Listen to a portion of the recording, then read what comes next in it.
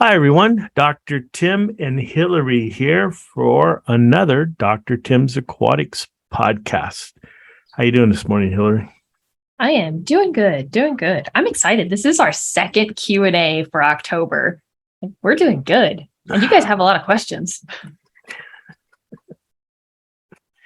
Okay, I'll keep my mouth shut. Hey, if people are asking questions, that means they want to learn and they're learning and they're coming Yes, to it's all good. Reputable source. That's it, Hillary. All right. Shoot away. Okay, question number 1. My freshwater tank has consistently high nitrates of 160 to 200 parts per million for almost a year. It is a 72-gallon planted tank with a 10-gallon sump.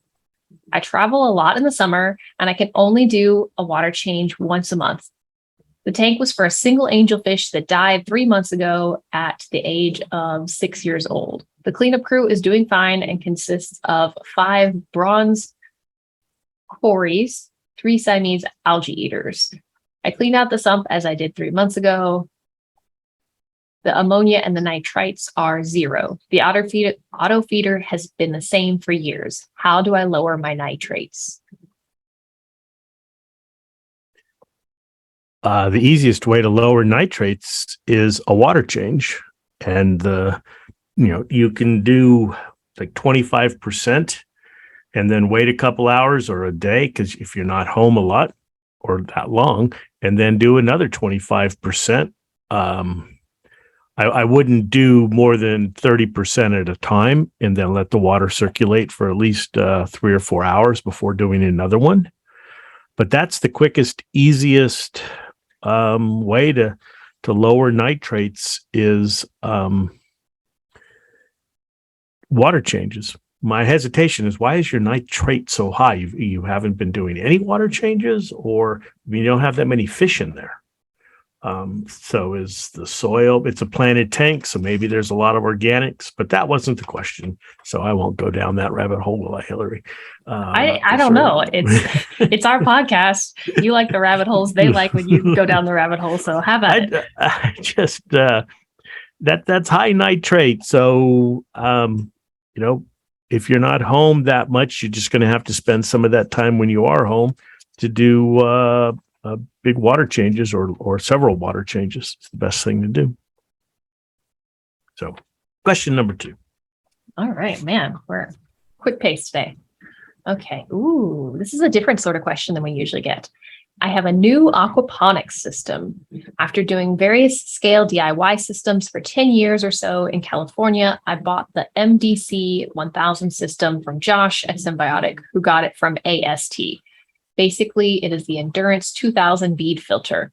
I was curious to know if you have any information or recommendations specific to that system, WRT, where to add the bacteria, and how long to let them settle. Also, I have a background in nitrogen cycling research. Thanks. This sounds like you can go in depth.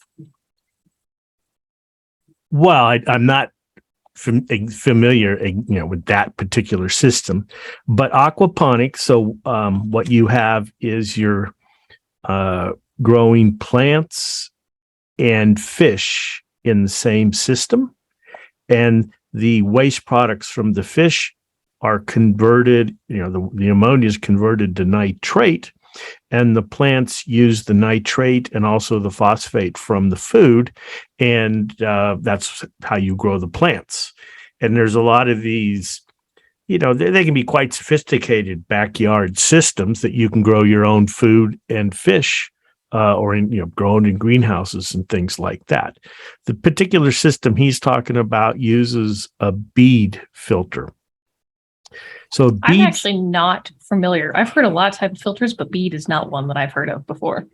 So, the biggest drawback, or not, the biggest issue with all biological filters, or with a biological filter, is that it becomes clogged up with organics, and we've talked about that. Once that filter media becomes smothered or buried with organic material, then the oxygen in the water is not getting to the nitrifying bacteria that are growing on the surface of the filter material. I talked about that with these blocks of excuse me, of ceramic blocks. And, that was kind of a drawback of an undergravel filter, is it did double duty as a mechanical filter. And most biological filters do that, except one that's called a rotating biological contactor, or RBC. And that was the model behind the marine land biowheel, which was the first product I ever worked on when I, got out of the aquaculture industry and joined marine land way back. We put a RBC on top of a hang on the tank filter because it was after the filter cartridge, so the water was mechanically filtered, and then it was constantly turning, and that turning action keeps the material clean. The nitrifiers will form their biofilm and stick to the filter material, but the organics, when it gets too big, when the heterotrophs and other things get too much, the rotating action of the biological filter causes them to slough off. And a bead filter is kind of the same thing. You have these beads, and there's a variety of materials, and they're in a container. This kind of looks like a egg shape or hourglass. But others look like little rockets. Anyways, the water goes through there, and the beads are constantly churning, and they're growing the nitrifiers on the bead, and over time, the beads start to get covered with organic material, but because they're constantly churning, they're cleaning themselves. And they're sophisticated ones that will have a timer, and you can set it where every so often it'll flush a lot of water through there, almost like turning on a blender, and really, agitate the beads. And then it shuts the whole thing off, and the beads float up while the organic material floats down and settles. And then there's actually, you can control it with a timer or different things. You can open up a valve at the bottom that actually lets all that organic material flush out of the system for a few seconds, and then it restarts itself. And there's washed bead filters that actually have an impeller in there that comes on every once in a while to clean them. And the main thing is that the beads will float when the water's off. So they're up at the top, the organics settle and get rinsed out of the system. And you can do this, so this completely automated, works really well. The drawback with the bead filters is the idea is great, but it turned out that they were a much better mechanical filter than they were a biological filter. They weren't bad, but they weren't as good as an RBC. All the studies done at universities and places have always shown the RBCs number one, but the bead filters aren't far behind. So that's what a bead filter is. And it basically reduces the maintenance. A lot of people, when doing aquaponics, having large, because you're going food fish, so the fish are bigger, and you're feeding a lot more because you're trying to convert the fish food into fish flesh to eat, and you're generating a lot of organics in the system. And typically, people would use a pool filter. The round, or they different shape, but just a pool sand filter to keep your swimming pool clean. But those clog up and they channel, and there's a lot of maintenance to it. With the bead filters, you can automate all the maintenance so that the system runs pretty automatically. But as with anything, you can't just walk away from it and forget it. But for this person to answer their question, the nitrifying bacteria would just put it in the system. They'll get into the bead filter as long as you don't have any pre-filter. So nowadays, people have what's called a washed screen. So what is that? It's a very fine metal. Generally, it's a metal material, and the water is pushed or sucked through that screen, and the organic, the particulate material in the water gets trapped against that screen. Well, normally then you would have to go and remove that screen, kind of like your filter socks or stuff like that. But the washed filters, what happens is they rotate. So picture this screen is in the vertical position. It's slowly rotating. And when the screen gets out of the water, there's a high pressure sprayer that is then spraying off the screen from the back. And it washes off the organic material, and that organic material goes someplace where it's trapped. And so the screen is continuously being cleaned as it rotates through the water. But anyways, if you had that, you'd want to put the bacteria after that. But generally, for a backyard system, like I said, I don't know this particular system. I don't know what it is, but I know in general what the concept is. I don't think it has the screen. But anyways, put the bacteria anywhere in the system, and they'll get on the plant roots. They'll get into the bead filters, and the nitrifiers will find some places to stick. Okay. Did Dan answer the question? But that was a long-winded answer about what the aquaculture systems are. I like it. I learned something new. I always learn new things. Yeah. Okay. All right. Question number 3. I am a beginner. In fact, I don't have my aquarium yet, and I'm still working on what fish I will get. It'll be a freshwater tank, and I'm thinking of having a few plants in the tank. So I have a few questions that I hope you are able to answer. Question number 1. If I decide to have a few plants, should I do the fishless cycle before adding the plants? Or should I just add the plants right away? It won't be a heavily planted aquarium. Question number 2. Let's say I've gone through the whole cycle and have reached the day labeled add fish, but I don't have fish for some reason, the delivery gets delayed, etc. Will the bacteria start to die off after a week if no ammonia source is present? Ammonium chloride or fish are added? If it does start to die off, should I continue to add 4 drops of ammonium chloride every few days until I add the fish? And lastly, you picked the long questions for this session, didn't you? I did. I don't know. They're all clustered in these questions today.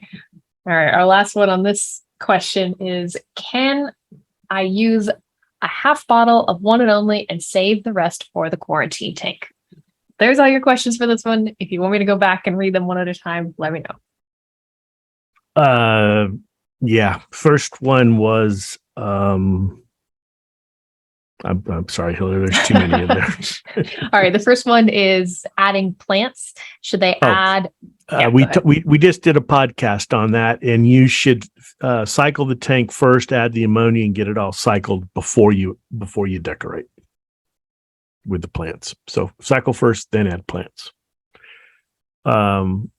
Next one is, what happens if the fish get delayed? Yeah. So now remember, the guide that we have for fishless cycling is just that. It's a guide. It's not a hard and fast rule. So it may be when it says add fish, you may be cycled, you may not be. It just depends upon your system and your water quality and all those different variables. But but let's say you are cycled and your fish aren't here. What you need to do then is, yes, every few days, add 2 or 3 drops. It doesn't have to be every day. If it doesn't have, they don't eat. They're not human. They don't need to eat. Can I interrupt you real quick? 2 or 3 times a day. Sure. 2 or 3 drops total, or 2 or 3 drops per gallon? Oh, sorry. 2 or 3 drops per gallon. Yep. Just to keep the bacteria going. Now, what's going to happen over time, especially this is a plant tank, so I'm assuming it's fresh water, is as we've talked about, adding all this ammonia is going to consume the alkalinity, and the pH then is going to drop. So, a couple of days before you're getting fish, you should do 25-33% water change. Don't disturb the gravel. Don't rinse your filter. That's probably where the bacteria are, because the tank is still relatively new. But you should definitely do a water change before your fish come. Yes. Does that answer everything? Or? You've got one more about splitting the bottle of one and only between the main tank and the quarantine. Well, you can do that. What's going to happen? Well, you're controlling the ammonia input. So if you use a smaller bottle, we say 2 ounces for 30 gallons, 4 ounces for 60, vice versa, or so on. If you use 2 ounces for 60 gallons, and you're adding the amount of ammonia we recommend, 4 drops per gallon, chances are it's going to take longer for the tank to cycle. So if you're not in a hurry, as I've said many times, it's a numbers game. If you're not in a big hurry, you can use less bacteria, but just realize that by doing that, it's going to take longer to cycle that amount of water. And I'm going to ask, just in case this person listens to this and needs more clarification, if you open the bottle of one and only and you don't need, like, say you have the large bottle and you've got the 2 tanks, it'll be good if you close it back up. Correct? Yeah. You close it back up so you don't knock it over and spill it, because that's Murphy's Law. But, there's all this thing, once you open the bottle, the clock starts. That's all bunk. Open it up, shake it really well. Open it, use what you need, put it back, put the cap back on, and it's still fine. There's nothing that's going to happen that you open the bottle up that starts something or anything like that. I don't know where that myth came from. And store in a cool, dark area? Store in a cool, dark area. Don't freeze. If it's going to be a long time, you can refrigerate one and only, but realize that by refrigerating, you're preserving the length that the bacteria are still good, but you're slowing them down, which means that when you put them in the aquarium, it's going to take a little longer for them to start, because basically refrigerators are like 40 degrees Fahrenheit. They're pretty much hibernating, for lack of a better word. So it takes them a little longer to get going. Okay, that was all the questions. And can I just say, for this person, hopefully you are listening, kudos to you for doing all this research in advance before starting stuff, even going as far as to have a quarantine tank. Good on you. Yes. Instead of buying the fish and then going home and going, oh, no, what do I do? Yeah. Impulse buying is a dangerous thing. And I feel like at some point in time, we've all been guilty of it. Yes. At least I have. I know numerous times. Okay. Question number 4. I am fighting LCA dinoflagellates and have been dosing Microbacter 7 daily along with phytoplankton. I went to my LFS and they did not have any of the Microbacter 7. They had Dr. Tim's One and Only and EcoBalance. I bought the EcoBalance because I thought the One and Only had ammonia in it. I have dosed the first half dose of EcoBalance and now see it recommends only 1 dose a week. So do I have the wrong product? Do you have any recommendations? Okay, first off, One and Only does not have ammonia in it. It has bacteria, ammonia oxidizing bacteria, but One and Only does not have any ammonia in it. Cleared that up. Secondly, EcoBalance can help with fighting dinoflagellates because it adds competitors, and you can add it more often. The recommendation on the bottle is a maintenance dosage, not a let's solve a problem, troubleshooting or something like that. The thing you have to be careful of, and we put that on the bottle, is when you first start out, you want to add a small amount because every tank reacts differently. The equal-balance bacteria are heterotrophic, which means they grow on organics along with phosphates and nitrates.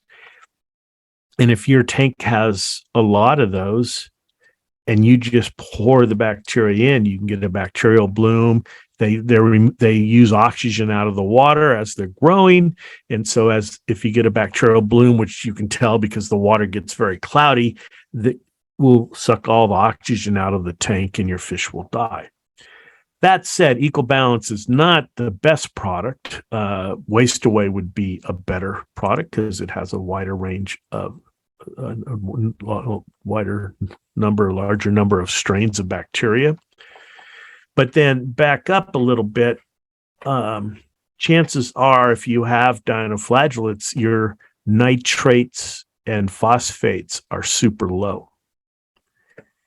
And so at this point, adding the Waste Away or even EcoBalance may not help as much or as fast as you'd like because your nutrient levels are too low and we're trying to grow these bacteria to outcompete the dinoflagellates. So you first have to make sure your nitrate is between 7 and 10 at least, and your phosphate at least needs to be about 0.03 to 0.05. But overall, with dinoflagellates, unless you get your water chemistry up, because generally with dinos, it's almost always super low, you're kind of beating your head against the wall with any treatment because the tank chemistry is just favoring dinoflagellates. That's the only thing that can grow. It takes over.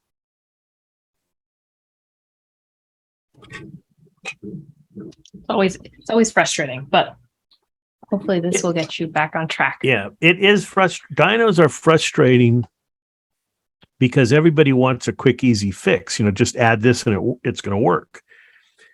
And that's not going to happen with dinos. You can kill them all, but they're going to come back. It's like using, an antimicrobial for cyno. It's a Band-Aid. It's treating the symptom, not the overall cause. And in not all cases, but in many, many, many, most 90% of the cases, tanks with dinoflagellates have super low phosphates and nitrates. Or what they also can have is lower phosphates and nitrates, but a lot of organics because the dinoflagellates can use the organics. So you really have to get the tank cleaner, and you have to get the cleaner by getting organics out, and you need to get your phosphates and nitrates up a little bit, and that takes time. It's not going to happen in a day or two.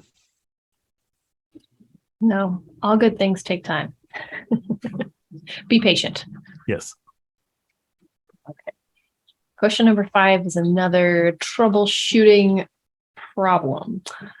I've had my saltwater tank is getting covered in white, slimy bacteria. It's stringing kind of like spider webs in the display tank and like chunks of mucus in the sump. I Googled and found limited info on how to get rid of it. One thing said Dr. Tim recommended using Refresh and Waste Away. Recently, I got a bottle of One and Only. Will that help, or should I use the other 2 instead? This tank is 9 years old and I've never had a problem like this. Thank you for helping. Yes. Well, I'd almost venture that the maintenance hasn't been as good as needed. That white slime is basically a type of bacteria that grows when it's organic, kind of the theme today. As people worry about phosphates and nitrates, but a buildup of organics can also cause a variety of problems, and this white stringy bacteria is one. So the answer is no, the nitrifying bacteria aren't really going to help. They take care of ammonia and nitrite, but so they're not going to do anything for the white slime. What you need to do is really clean the system. Water changes, because chances are your dissolved organic levels are high. and start using the refresh and the waste away. There is a recipe card at our website, drtimsaquatics.com, under recipes, that will give you step-by-step, day-by-day directions. As we say, seemingly every 5 minutes, start slow. This process takes about 10 to 14 days. Sometimes if it's a bad case, you might have to do it over. You just can't get in there and do it in 1 or 2 days. That's a recipe for disaster, no pun intended. Or maybe there was a pun there. What do you think? Sorry, that was terrible. Hey, it's not on the level of your Monday jokes, but give it a laugh. Yeah, it was there. So, but yeah, it took a while, like 9 years to get there, and you're not going to get rid of it in a day. Usually with this white stringy stuff, there is a lot of organics trapped or on the substrates, rocks in the crevices and things. So your tank needs a nice cleaning. Be careful though, because I don't want anything to happen. If you have a deep sand bed, if your substrate is over 2 inches, 3-4 inches deep, and you haven't been maintaining it, okay, there's more than likely 2 things trapped down there: a lot of phosphate, and worse, hydrogen sulfide. And if you can look through your tank, where the substrate is up against the glass and it's black, you're guaranteed that there's hydrogen sulfide, because hydrogen sulfide happens when you have an anoxic. That's no oxygen. That's, there's aerobic, anaerobic, and then anoxic. And when your environment, and you can have this in your aquarium, and that was the whole idea behind deep sand beds, is to have this anaerobic zone. Some companies are out there saying you need to have an anoxic zone, and that is absolutely the worst advice of all the worst advice that I've ever read, seen in the aquarium hobby. Because in a saltwater tank, the only thing that happens in anoxic zones is the formation of hydrogen sulfide. And hydrogen sulfide will kill everything. It will kill you. It's a gas. It is very dissolvable. It'll kill your nitrifiers. It'll kill your fish. It's the stuff that stinks like rotten eggs. And there is no useful purpose for hydrogen sulfide in a marine aquarium. And I'll take one step down off my soapbox on that. But if that's what's happening and your tank is old, and why that can be happening is these white stringy can be sulfur reducing bacteria. And where are they getting this from? Because the buildup, now it's low, but it's there. That's why I'm bringing this up. And the fix is you want to get in there and clean that sand, the gravel bed, the coral bed. But with all that hydrogen sulfide trapped in there, you risk releasing it into the water. So what I would recommend is that you do a small section at a time, and you have extra aeration, surface agitation in there, and do it in the morning when you can observe your tank. And if you start seeing that the fish are, gasping, they're at the surface, I would have a tank or even a tub. Hillary's very familiar with tubs and moving fish and things like that. It's what you need is have a tub with aeration in there. And if your fish are starting to look bad, get them out and get them in that tub, because that water in your aquarium is saturated with hydrogen sulfide, which is going to kill your fish. And you just have to aerate like crazy your display tank, but it could take several hours. The water may even go to a little hazy. And that's the second part, is you're going to be releasing a lot of phosphate that gets trapped in that gravel. And that can cause, again, a bacterial bloom. So have your skimmer working to remove those bacteria. But this is not something where you can just start stirring up your substrate and then, forget about it. It's kind of a ticking time bomb there. Yes. Long questions and long You'll know answers. if you stirred it up too. It's pretty nasty. It'll smell. Yeah. Okay. Well, let's go ahead and move on. We still have some more. We're starting to hit our halfway point for time today. Let's see. Where are we at? Okay. Question number 6. Hello. I added your bacteria cultures on a Friday. The ammonia levels were approximately 1 part per million. So I added enough ammonia to bring it up to 2 parts per million. No. We're not done. I tested ammonia the next morning and it was back at 1. I did nothing. I tested 2 days later and it's still at 1. Do you have any suggestions? I've been trying a fishless cycle for weeks now with other products like, we won't name, other products with no success. Thank you. Other products with no success. That's because they don't have the right bacteria, or they don't even have bacteria. But I digress. It's called One and Only for a reason. Yes. No, so the reason I went, oh no, is, and we put this specifically in there, you're not supposed to, and maybe this person is just poor wording, but you're not supposed to continually add ammonia until you get a reading of 2 with your ammonia test kit. Especially because this person had already added the bacteria and ammonia before, and it was down to 1. That says the nitrifiers are working. And so by adding it, the nitrifiers are working, and you keep on adding it, you're just going to add too much ammonia. So no more than 4 drops per gallon per day, folks. Unless, there's always caveats to that when we cycle big public aquariums, with tens of thousands or hundreds of thousands of gallons. We have an ammonia dosing system, and we're continuously dosing ammonia.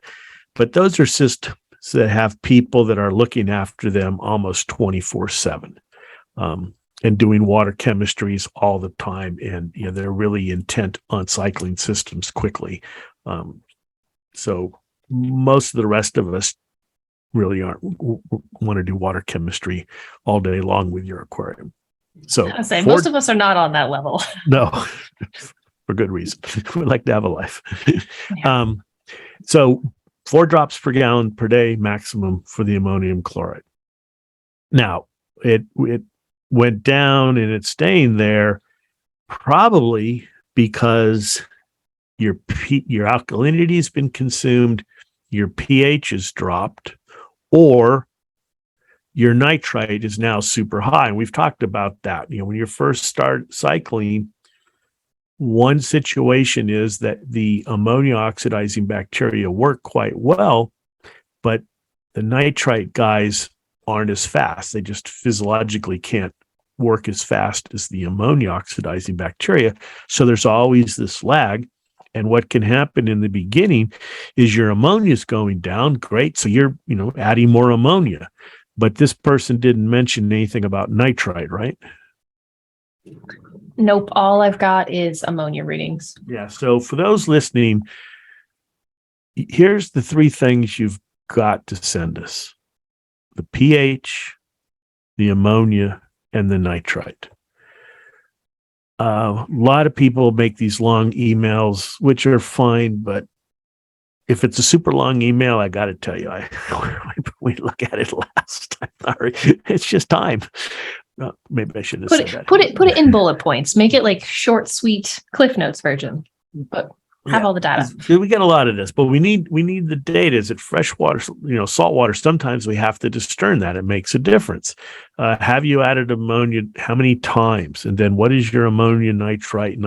If you want to give the alkalinity, pH, alkalinity would be good, but and then what's your water source? Because a lot of times, especially if you're up in the Pacific Northwest, which Hillary's finding it's gorgeous country and the water's super pure, which is great, except not for fish, not for nitrifying bacteria. They want some hardness and some alkalinity in there. So we need a little more water chemistry and less fluff. Is that okay to say, Hillary? I like the fluff. I like hearing the story behind the fish names. And Well, you read the email, so that's fine. that's true. But I enjoy the fluff, and then I edit out and I try and just give you the facts. Nothing but the facts, ma'am. Nothing but the facts. Exactly. And, I think we've talked about this before, but maybe it's time to revisit, like creating it in a form online that when people are writing questions and sending to the info emails or whatever, that it gives them like, I don't know, like a spreadsheet or something, and like space for them to put in freshwater or saltwater or pH or all of their readings so they know what we're looking for. Yeah, and a lot of people, I don't know if they're looking at the web, but that would be a good thing. So put that down and we can talk with Jennifer about something about how to put that on there. Jennifer's our web person. All right. I got it from my notes. Yeah. This is not a question that I have on here, but it fits right in line with this. And it's one that came in on Instagram the other day. If they're very new to this and they've never cycled a tank, how do they know? Can they look at the numbers and know that their tank is cycling? Well, because we get this, not a lot. We get, people, they add the ammonia drops and they've added the bacteria and there's no ammonia and there's no nitrite. And then they freak out because they think the ammonia is bad. The ammonia is not bad, folks. So how do you know it's cycling? You would think that you could measure nitrate, right? The end product. The problem is that most or almost all of the hobby level nitrate test kits do not measure low levels of nitrate very well. So, and if you're cycling as we recommend, once you add the ammonia the first time, you're adding 2 milligrams per liter ammonia nitrogen, which should produce 2 milligrams per liter nitrite nitrogen, which produces 2 milligrams per liter or parts per million nitrate nitrogen. And even if you do, the cycling is normally that you add ammonia 3 times. And so that's going to be 6. At the end, 6 milligrams per liter nitrate nitrogen. The popular test kits are out there, can't measure that low. I mean, you have to add that first chemical, which is reducing nitrate to nitrite. That's how nitrate test kits work. Even lab ones, old style is you'd run the water, the sample through a cadmium reduction column, which changes all the nitrate in the water to nitrite, and then you measure nitrite, which is why anytime you measure nitrate, you should also do a nitrite test, because any of the value that you get for the nitrite test has to be subtracted from your nitrate value, because the chemical is reducing the nitrate to nitrite and adding it to any nitrite that you might have in the water. So how do you know some people think, well, I'll have nitrate, but you won't. You have to take that first chemical and you have to shake the vial until your arm falls off. And even then it's going to be hard to read. So a 0 reading or a super low, unmeasurable reading of nitrate doesn't mean it's not working. Basically, you're adding ammonia. If your water has no ammonia and no nitrite, your system is cycling. So follow directions. Another way to tell is your pH, because the oxidation of ammonia and nitrite produces the hydrogen ions, which consumes your alkalinity, which then drops your pH. Now, that can take a little bit of time, though. If you're out here like, I am in Southern California, where the water's got really high alkalinity, it takes a fair amount of, it takes a fair amount of ammonia. Same in a marine tank, it takes a fair amount of ammonia to start reducing the alkalinity and then the pH. So that doesn't work in all cases. But the ammonia drops, there is a way to test that there's ammonia in there, and that is take a few drops and put it on a piece of glass or something like that. The liquid will evaporate and there'll be left a crystal residue, and that's the ammonium chloride, and that promises you that there is ammonia in there. Short question, long answer. Yes. Thought you were going to squeeze one in there, and nope. I was like, I got a real simple, easy one for you. So, all right. Okay, let's see. Oh, man, we're running short on time. We've got 5 minutes, and I've got like one that's a short question. Only got 5 minutes. Okay. Yeah. Sorry, I've been pontificating today. No, we've gotten some good questions the last few podcasts. That's why we haven't gotten through as many. All right, let's knock this one out. I have a question about my next steps on cycling my tank.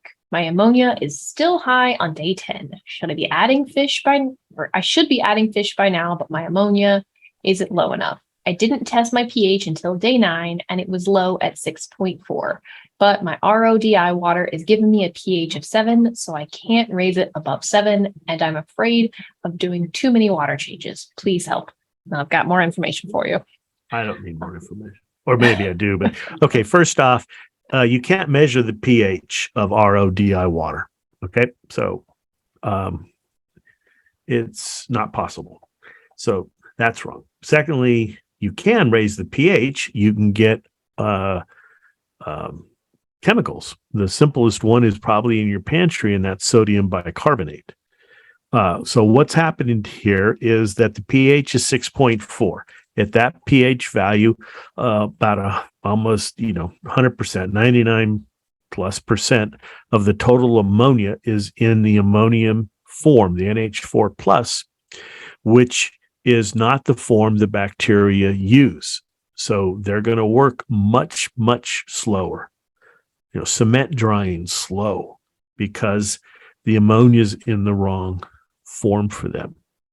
So you have a choice. One is you can be really patient, and it's going to take a long while for this system to cycle. Or are they changing the water with RODI water, Hillary? Is the whole system RODI? It sounds like it is. Yeah. Right. Okay. So there's the biggest problem. Oh, wait, hold on. In these extra notes, day 9, ammonia was near 1, pH was 6.4, so I did a 30% water change. Day 10, pH is 6.8, ammonia is still 1. I'd almost venture to guess that this person is using RODI water in this aquarium and not adding anything to it because they're thinking that RODI is pure water. This is great. I'm using high quality pure water. And that is the wrong thing to do, because the bacteria, even the one and only, they can't live in RODI water. So you probably killed the nitrifiers. I hate to say that, but probably because of the difference in the salinity. They just can't live in RODI water. It's kind of like when you take your saltwater fish and you dip them in fresh water. A lot of those parasites can't live in that fresh water. Same with the bacteria. That pure water, no hardness, no calcium, no magnesium, just super pure RODI water is terrible for bacteria. So more than likely, we don't have any nitrite values, right, Hillary? Give me just a second. We got ammonia, CO2 injected, 33-gallon planet tank. No, it does have small clusters of plants that are dying. Well, yeah. Because plants don't like RODI water either. Nothing likes RODI water. Plant cells. That's part of one of the questions. Do I remove the dying plants? But I think it sounds like if you fix the water, Could fix a lot of things. Yeah. The issue is that by using just sodium bicarbonate, your water's still not going to be very good because it's going to be sodium, and you need calcium, a little bit of calcium and magnesium. So the best thing to do would be get like our cichlid salts that adds a range of salts, not sodium, because it's a freshwater tank. And so the easiest thing to do is just use dechlorinated tap water, but you're not going to grow much in this tank this way successfully. Do not use RODI water. It's fine for changing the water because pure water is what evaporates. So you use, dechlorinated tap water or tap water that you've run through carbon or something like that. Use the first defense to dechlorinate, or if it's a large volume, you can use the aqua cleanse to get rid of the chloramines and chlorine. And then over time, as the water evaporates, you can replenish it with RODI water. But to start and fill and run your tank RODI is not, you're not going to have success with this. So the overall problem with this person's tank is that they're using the wrong water. All right. So that's a pretty simple, easy solution. Yeah. Get some cichlid salts. There's a couple of, things that are on the market that you can use depending on where you're at. But yes, yeah. And we sell them. The ASF makes them, and they're good quality.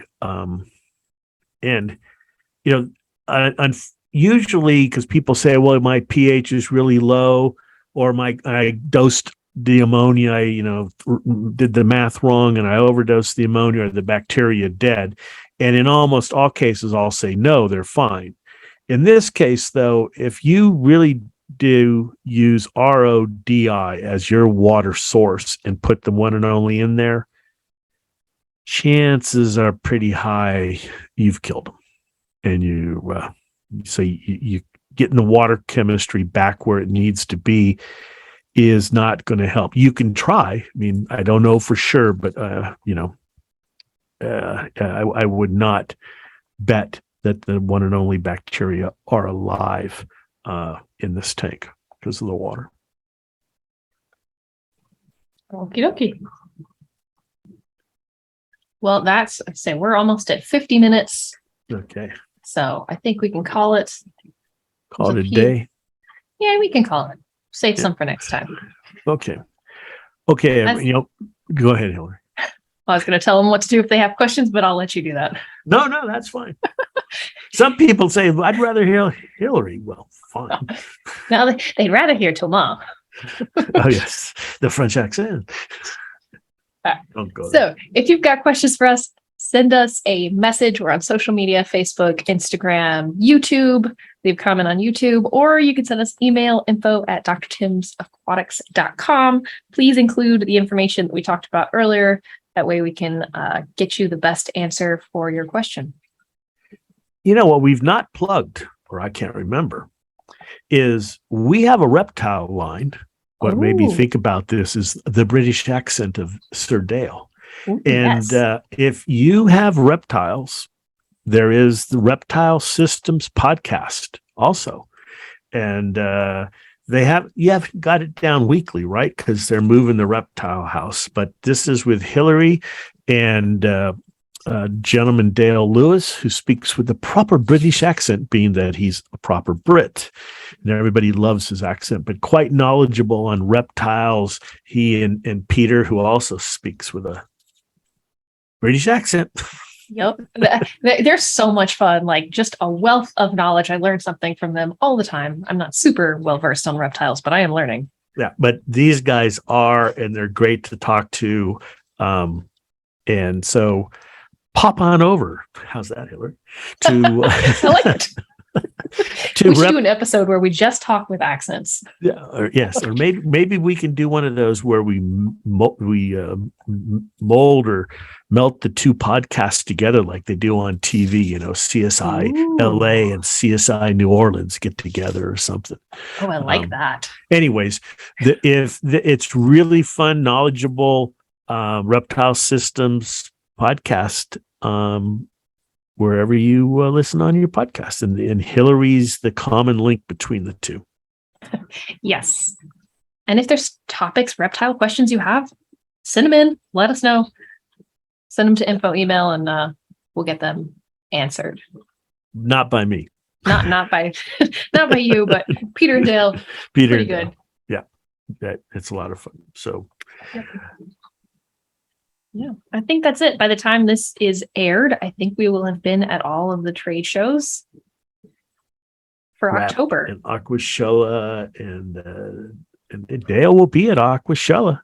So if you're listening to this, Aquashella this coming weekend in Chicago.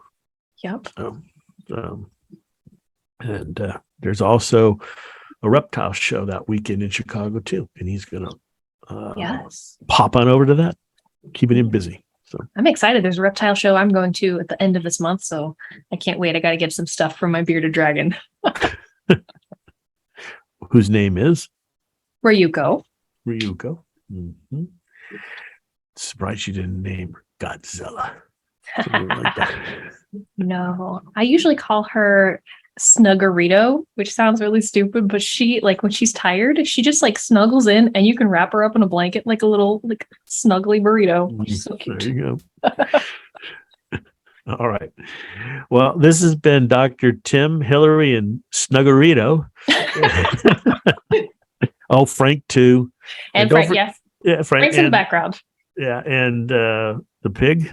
What's the pig's name? Piggles. Yeah, he's around too. He's around. Piggles. Yeah. Okay. Hillary's out there in a real life animal farm. So thanks again, folks, for listening. And we really appreciate it. Good fish keeping.